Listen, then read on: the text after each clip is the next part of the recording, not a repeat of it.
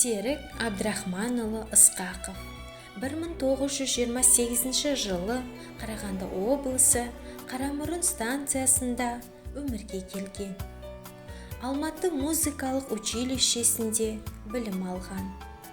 1953 жылы Жанарқа жеріне көшіп келіп, Ленин атындағы мектепте ән, күй пәндерінен сабақ берген.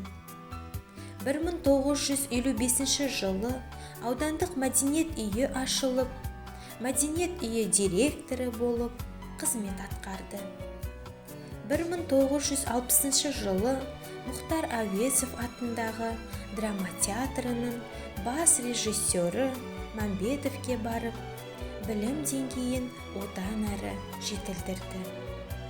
1963 жылы жаңа мәдениет үйінің ашылуына байланысты Мұхтар Әуезов пен Соболевтің Абай спектаклін қойып, Абай рөлін ойнады.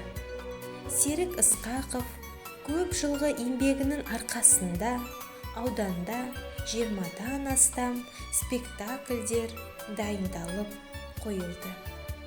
1963 жылы Республикалық драма үйірмесінің байқауында Ғабит Мүсіреповтің «Қыз жібек», Әбділда Тәжібаевтың «Той боларда» спектакльдері талап деңгейінен көрінген ұжым халық театры атағын алып, оның тұңғыш режиссері Серік Ысқақов болды. Сонымен қатар өзі де спектакльдермен бірге ойнап, «Қыз жібекте» Бекежан, «Шығада Қарасай», «Абайда Абай», «Тойдан құр қалмайық» демей, «Бөлтірік бөрік астында», «Сайлаубек» тағы басқа бейнелерді сомдады. Серік Ысқақов атындағы халық театры 1963 жылы халық театры атағын драмалық үйірме жұмыс істей бастағаннан кейін алды.